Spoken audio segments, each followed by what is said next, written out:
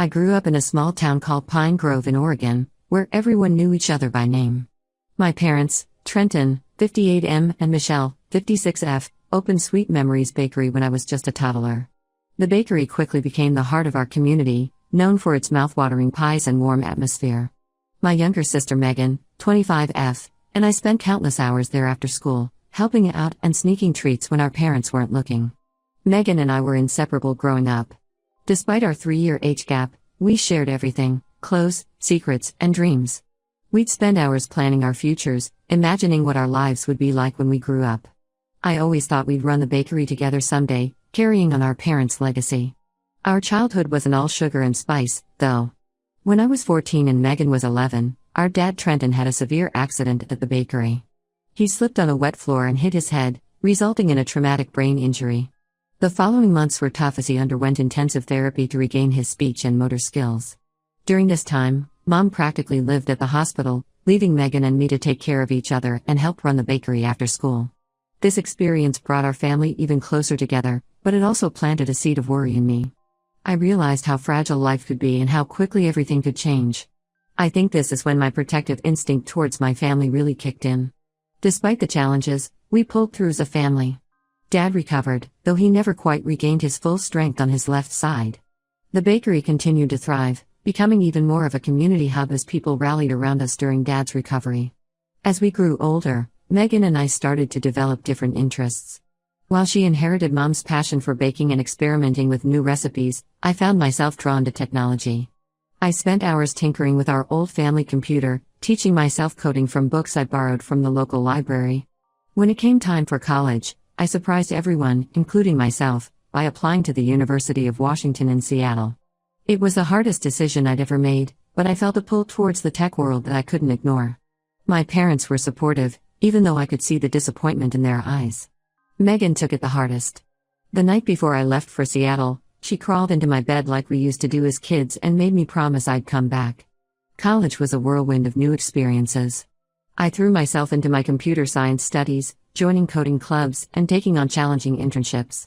But no matter how busy I got, I always made time to call home every Sunday night. I'd hear about the latest town gossip, Megan's adventures in the kitchen, and how business was going at the bakery. After graduation, I landed a job at Technocrat, a rising star in the Seattle tech scene. The work was challenging and exciting, pushing me to grow in ways I never imagined. But as I climbed the corporate ladder, my visits home became less frequent. I'd make it back for major holidays and the occasional long weekend, but it never felt like enough. It was at Technocrat that I met Zeke, 30M. He was brilliant, ambitious, and charming, everything I thought I wanted in a partner. We bonded over our shared love of coding and our drive to succeed. Zeke came from a wealthy family in San Francisco, and his upbringing couldn't have been more different from mine. While I grew up in an apron covered in flour, he grew up in tailored suits attending charity galas. Our whirlwind romance swept me off my feet. We got married after 2 years of dating in a lavish ceremony that Zeke's parents insisted on throwing. My family seemed out of place amidst the glitz and glamour, but they put on brave faces for my sake. The first cracks in our relationship started to show when Zeke and I visited Pine Grove for Christmas the year after we got married. Zeke seemed uncomfortable with the small-town atmosphere, making snide comments about the lack of fine dining options and the outdated technology at the bakery. I brushed it off as culture shock, hoping he'd warm up to my hometown eventually. But as time went on, Zeke's attitude towards my family and background didn't improve. He'd make excuses to skip visits to Oregon, and when he did come, he'd spend most of the time on his phone or complaining about the slow internet. I found myself caught between two worlds, trying to balance my life in Seattle with my roots in Pine Grove. Despite the growing tension, I tried to make it work. I threw myself into my career, earning promotions and accolades at Technocrat. Zeke and I bought a beautiful condo in downtown Seattle with a view of the Space Needle. From the outside, we looked like the perfect power couple. But something was always missing. I missed the warmth of the bakery, the smell of fresh bread in the morning, and the sound of Megan's laughter as we experimented with new recipes. I tried to fill the void by sending care packages filled with Seattle's finest coffee and artisanal chocolates to my family, but it wasn't the same as being there. Then, about a year ago, I received the call that would change everything. It was Mom, her voice shaky as she told me that Megan had been diagnosed with a rare form of leukemia. The world seemed to stop spinning as Mom explained the details: the late-night emergency room visit, the battery of tests, and the grim prognosis from the oncologist. Without hesitation, I told Mom I'd be on the next flight to Oregon. When I hung up, I broke down in tears. Zeke found me curled up on the floor of our home office, sobbing uncontrollably. I managed to choke out what had happened between gasps for air. Zeke's reaction was not what I expected or needed. Instead of offering comfort, he immediately started talking about logistics. How long will treatment take? Will your parents be able to handle the medical bills? You can't just leave your job, Allison. We have commitments here. I was stunned by his lack of empathy. This was my baby sister we were talking about, the same sister who used to climb into my bed during thunderstorms, who cried when I left for college, who still sent me care packages filled with her latest baking experiments. How could Zeke not understand the gravity of the situation? We argued for hours. I insisted on taking a leave of absence from work to be with my family. Zeke argued that it was unnecessary, that my parents could handle it, that I was overreacting. The more he pushed back, the more determined I became. In the end, I packed my bags and left for Oregon, leaving a frustrated Zeke behind in Seattle. The moment I walked into the hospital and saw Megan, pale, scared, but trying to put on a brave face, I knew I had made the right decision. The next few months were a blur of hospital visits, chemotherapy sessions, and long nights at the bakery trying to keep the business afloat while my parents focused on Megan. I fell back into the rhythm of small-town life, reconnecting with old friends and rediscovering the simple joys of my childhood home. Zeke and I talked sporadically, our conversations strained and uncomfortable. He'd ask about Megan's condition in a detached way, then quickly shift to talking about work or our condo or the latest tech news. It felt like we were speaking different languages. As weeks turned into months, I found myself re-evaluating everything: my career, my marriage, my priorities. The ambitious tech executive I had become in Seattle felt like a stranger compared to the small-town girl who found comfort in the warmth of a kitchen and the strength of family bonds. Yesterday, I received a call from my boss at Technocrat. The company is going through a restructuring, and my position is being eliminated. They offered me a different role, but it would require me to return to Seattle immediately. The old me would have jumped at the opportunity, seeing it as a chance to prove myself in a new challenge. But now, as I watch Megan fight for her life and see the toll it's taking on our parents, I'm not sure I can leave. The thought of returning to Seattle, to a husband who doesn't understand the importance of family, to a job that suddenly seems less fulfilling, makes me feel hollow inside. Zeke thinks I'm being irrational, that I'm throwing away everything we've built together. Maybe he's right. Maybe I am sacrificing my career and my marriage for my family. But sitting here in the quiet of my childhood home, listening to the familiar creak of the floorboards and the distant hum of the bakery ovens, I can't bring myself to leave. I feel like I'm standing at a crossroads, and whichever path I choose, I'll be leaving something important behind. Am I wrong for wanting to stay with my family? Should I prioritize my career and marriage over my family's needs? How do I reconcile the person I've become with the person I used to be? I'd appreciate any advice or perspectives as I try to navigate this impossible situation. Update 1: It's been a month since my last post, and I want to thank everyone for their thoughtful advice and support. Your words have been a source of comfort during this challenging time. After much soul-searching and many sleepless nights, I made the difficult decision to stay in Oregon with my family. I turned down the new position at Technocrat, knowing full well that it might significantly impact my career trajectory. But watching Megan's brave battle with leukemia and seeing the toll it's taking on my parents, I couldn't bear the thought of leaving them to face this alone. When I called Zeke to inform him of my decision, his reaction was even worse than I had anticipated. He accused me of being selfish and short-sighted, saying I was throwing away everything we had worked for. "You're choosing your past over our future, Allison," he said, his voice cold and distant. We argued for hours, rehashing old grievances and bringing up issues I thought we had long since resolved. In the heat of the moment, Zeke revealed that he had been offered a prestigious position at a cutting-edge AI firm in New York City.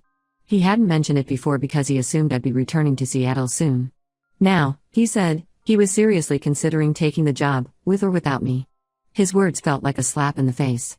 I realized that while I had been agonizing over this decision, losing sleep and feeling torn between my two worlds, Zeke had been making plans that didn't necessarily include me. It was a painful revelation, one that forced me to confront the growing distance between us. In the weeks that followed, Zeke and I barely spoke. He sent a few terse text messages asking about Megan's condition, but that was it. Meanwhile, I threw myself into helping my family. Megan's treatment was grueling, but she was fighting with everything she had. I spent most of my days either at the hospital with her or helping my parents at the bakery. Being back at Sweet Memories Bakery stirred up a mix of emotions. On one hand, it felt like coming home. The familiar scent of freshly baked bread, the sound of the old cash register, the warmth of the ovens, it all brought back a flood of childhood memories. On the other hand, it was painful to see how much my parents had aged in the short time I'd been away. The stress of Megan's illness had taken its toll, leaving them looking tired and worn. I found myself slipping back into my old role, waking up at dawn to help Dad with the morning bake, then heading to the hospital to sit with Megan during her treatments. In the evenings, I'd return to the bakery to help close up and do the books. It was exhausting, but it felt right. For the first time in years, I felt like I was exactly where I needed to be. One particularly tough day, after a grueling chemo session that left Megan weak and nauseous, I broke down in the hospital parking lot. As I sat in my car, sobbing uncontrollably, I felt a sudden urge to call Zeke. I wanted him to comfort me, to tell me everything would be okay. But as I reached for my phone, I realized with a pang that Zeke wasn't the person I could turn to anymore. Instead, I called my childhood best friend, Emma, who lived a few towns over. She arrived at the hospital within an hour, armed with hugs and my favorite comfort food from the local diner. It was during a late-night chat with Emma, over lukewarm coffee in the hospital cafeteria, that I received an unexpected call from my old boss at Technocrat. She told me about a new remote position that had opened up in the company. It would allow me to work from anywhere, including Oregon. The role aligned perfectly with my skills and experience, and for the first time in weeks, I felt a glimmer of hope. Excited about this new opportunity, I called Zeke to share the news. I hoped it might help bridge the growing gap between us. His response left me cold. "That's convenient," he said, his voice dripping with sarcasm. "Now you can have your cake and eat it too, right? Play the devoted daughter and sister while keeping your career on the back burner." His words stung, but they also provided clarity. I realized that the man I married couldn't understand or support the most fundamental part of who I am, my love and commitment to my family. The ambitious, career-driven woman he fell in love with in Seattle was only one facet of my personality. There was another part of me, the small-town girl who found joy in simple pleasures and drew strength from family bonds, that Zeke had never fully accepted or understood. As our call ended, Zeke dropped another bombshell. He had decided to accept the job in New York. He gave me an ultimatum: either I move to New York with him, leaving my family behind, or we end our marriage. "I can't put my life on hold while you play Florence Nightingale in Oregon," he said. "I love you, Allison, but I won't let you hold me back." Now, I find myself facing an impossible choice. Do I try to salvage my marriage by moving to New York with Zeke, leaving my family when they need me most? Or do I stay in Oregon, knowing it will likely mean the end of my marriage? Megan's condition has stabilized somewhat, but she still has a long road ahead. My parents are grateful for my help, and I know they're counting on me. The remote job offer from Technocrat provides a potential solution to my career concerns. But I can't help feeling guilty about the strain on my marriage. As I write this update, sitting in my childhood bedroom surrounded by memories of a simpler time, I feel both lost and found. Lost in the sense that the future I had planned with Zeke seems to be slipping away. But found in the sense that I've rediscovered parts of myself I thought I had left behind in Pine Grove. I'm trying to take things one day at a time, focusing on being there for Megan and my parents. But the weight of the decision I need to make hangs heavy on my shoulders. I'd appreciate any thoughts or advice as I navigate this difficult situation. Update 2. It's been 2 months since my last update, and I'm still trying to process everything that's happened.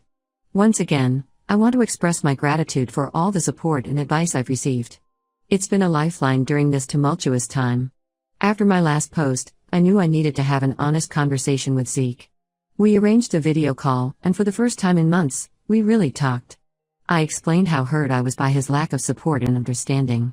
I told him about the guilt I felt for not being there when Megan first got sick, about the joy I found in helping at the bakery, and about rediscovering the parts of myself I had suppressed in my pursuit of corporate success.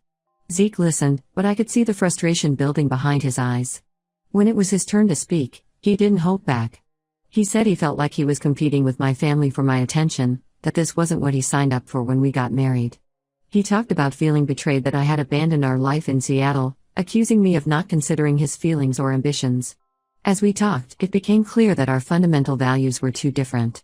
Zeke couldn't understand why I'd sacrificed my career for my family, and I couldn't comprehend how he could be so dismissive of my sister's illness and my family's needs. In a last-ditch effort to save our marriage, we agreed to try couples counseling.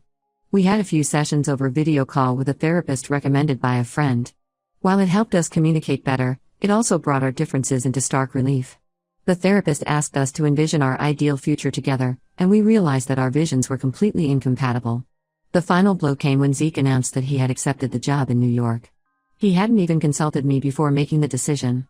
He gave me an ultimatum: either I move to New York with him within the next month, or we get a divorce. It was a painful moment, but it brought a strange sense of clarity. I realized that our marriage had been over for a while, and we were just going through the motions. The ambitious couple who had once dreamed of conquering the tech world together no longer existed. With a heavy heart, I told Zeke that I would not be moving to New York. I chose to stay in Oregon, with my family and the life I had rediscovered.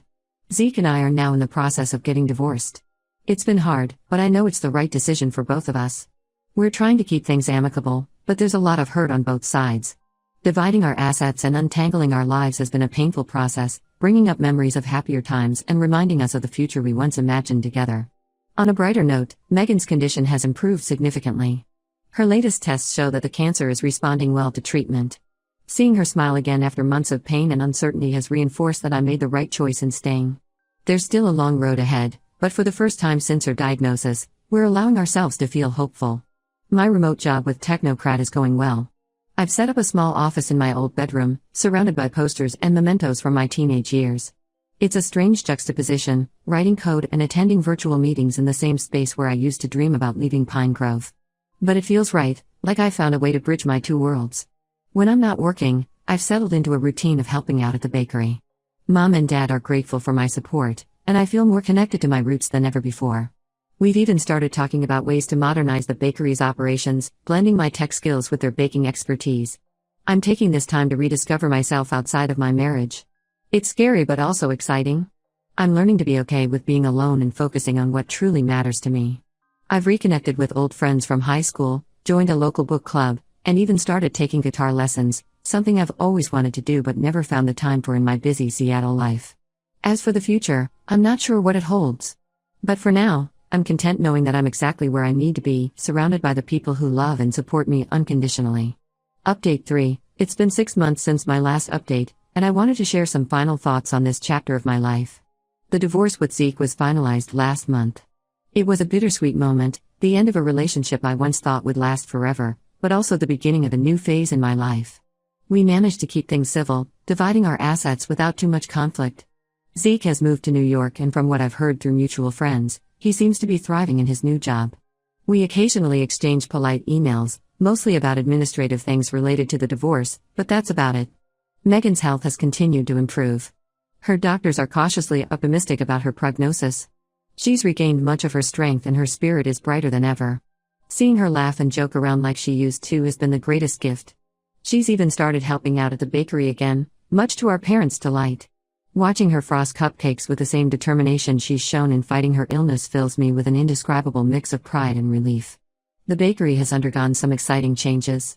With my tech background and my parents' baking expertise, we've been able to modernize the business in ways I never imagined when I was younger. We've launched an online ordering system and started offering nationwide shipping for our most popular items. It's been amazing to see Sweet Memories Bakery grow beyond the borders of Pine Grove. Dad jokes that we're becoming the Amazon of pies, which always makes Mom roll her eyes affectionately. My remote job continues to go well. I found a good balance between my tech work and my commitments to the bakery and my family. The skills I honed in Seattle have proved invaluable in helping our family business adapt to the digital age. Recently, I've been approached about a potential promotion that would involve leading a team of remote workers. It's an exciting opportunity that would allow me to grow professionally while still remaining in Pine Grove. On a personal note, I've started dating again. Nothing serious yet, but it's nice to know that there are people out there who share my values and understand the importance of family. I've been seeing a guy named Alex, 31M, who runs a local organic farm. He's kind, down to earth, and gets along great with my family. It's too early to tell where things might go, but for the first time in a long while, I'm excited about the possibility of a new relationship. Looking back, I realize that the crisis with Megan and the subsequent fallout with Zeke, while painful, led me to where I truly belong. I've reconnected with my roots, strengthened my bond with my family, and discovered a resilience in myself that I never knew I had. The ambitious career woman I was in Seattle and the small-town girl I used to be have finally found a way to coexist harmoniously. Pine Grove feels different now. It's no longer the place I was eager to escape from in my youth, nor is it the quaint, backward town that Zeke perceived. Instead, it's become a place of possibility, where tradition and innovation can coexist. The lessons I've learned and the growth I've experienced have shown me that you don't have to choose between your roots and your ambitions. With some creativity and determination, you can find a way to honor both. As I write this final update, I'm sitting in the bakery, the smell of freshly baked bread filling the air. Megan is laughing with a customer, Mom is experimenting with a new recipe, and Dad is proudly showing off our new website to a regular. This is home, in all its messy, wonderful complexity. I don't know what the future holds, but I'm no longer afraid of it. I'm ready to face whatever comes next, knowing that I have the strength of my family behind me and the lessons of the past to guide me. To anyone facing a similar situation, I want to say this: trust your instincts. Don't let anyone make you feel guilty for prioritizing the people and values that matter most to you. Sometimes, the hardest decisions lead to the most unexpected and rewarding paths. Thank you all for being part of this journey with me. Your support and advice have meant more than you know.